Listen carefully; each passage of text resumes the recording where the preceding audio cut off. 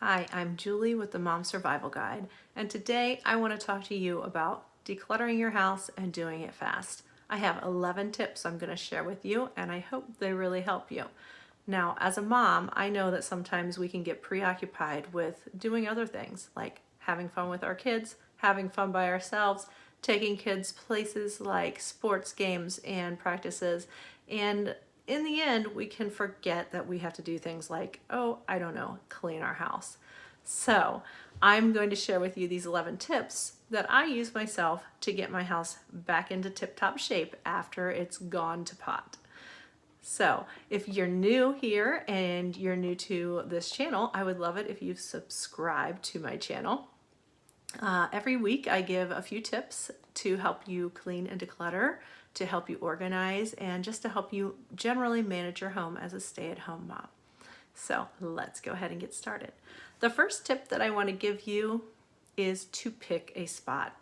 That might sound obvious, but the spot that you choose to declutter is very important.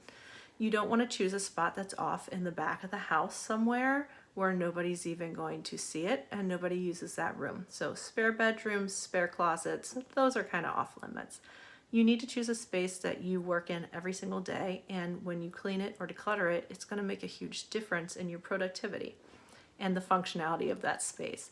My top go-to space is obviously the kitchen because I'm constantly in there preparing meals, packing lunches, eating with my family, doing things like signing papers or paying bills. So I need to have countertop space. Which brings me to my second point. You can pick a room like the kitchen, but sometimes that's too big to get done fast, so you need to narrow it down to a smaller space. For me, it would be the countertops because those are the area of that room that I use most often, and I need it to be functional. If my child brings home a paper that needs to be signed and they put it into a big pile of other clutter or junk, I'm not going to see it, and I'm not going to be able to sign it, and then things get ugly.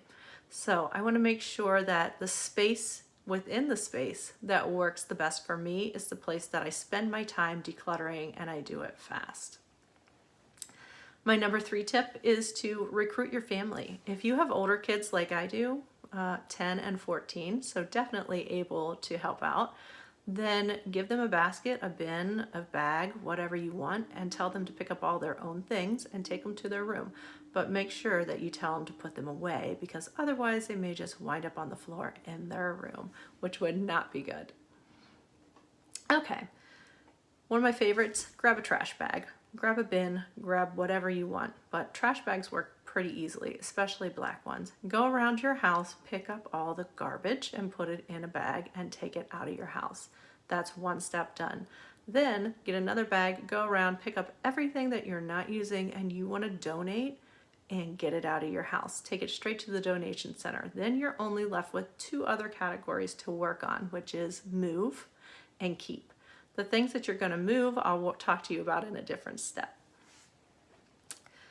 So, number 5, if you're very overwhelmed, make sure that you stick to a small space. You can do that by setting a timer. A timer will give you maybe 15 to 20 minutes where you can really focus diligently on one little space that you want to get done. Say it's the area where you put all your bills and it's got a lot of different clutter. You can focus on that one space for 15 to 20 minutes and then take a break and move on to a different space in the next 15 to 20 minutes.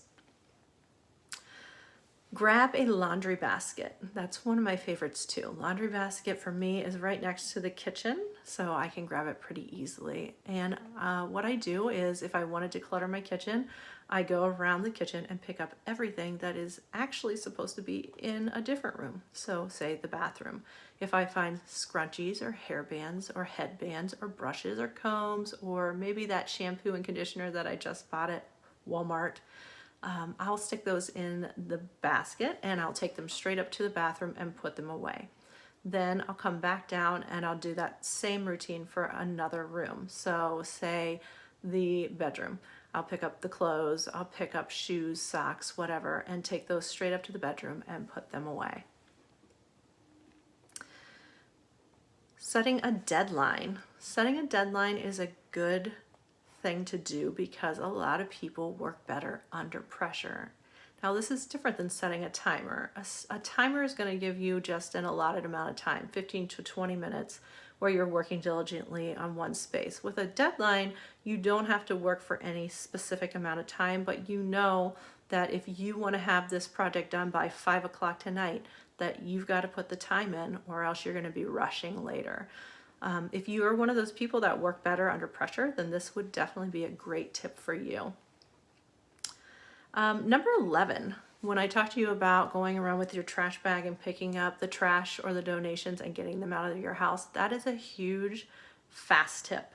Because sometimes if we put things into a box or a bin and we're not real sure if we want to get rid of them for donation or trash, sometimes we can go back into those boxes and bins and items that we thought we wanted to discard and start pulling them out at a later date, which is just going to make more work for you in the end. So my advice to you is, once you create that donation pile or that trash pile, get it out of your house as soon as possible so that you are not pulling things out of it at a later date. And my last tip for you is to create a routine. If you have a routine that you go through every day of every week, then that makes it easier when you have to get off of your routine because other things are going on in your life, like sporting events or family events or emergencies.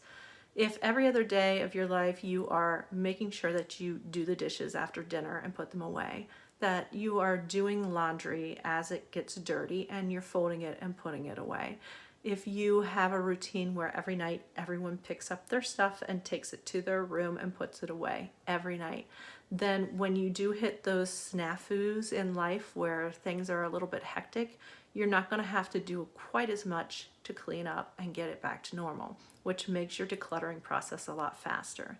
Now, I know that a routine is a little extra work, and I know that not everybody knows how to create one of those. So if you need help and you feel like that's something that might do you some good, I will put a link down in the show notes because I have a guide that you can use and it's free. And it will also put you into my email list, so you'll get emails from me with tips on how to manage your home a little bit better and maybe make life a little bit easier for you. So I hope that you enjoyed this, and I hope that you got some good benefit out of the tips I gave you. And I hope that I will see you here next time. Thanks a lot. Goodbye.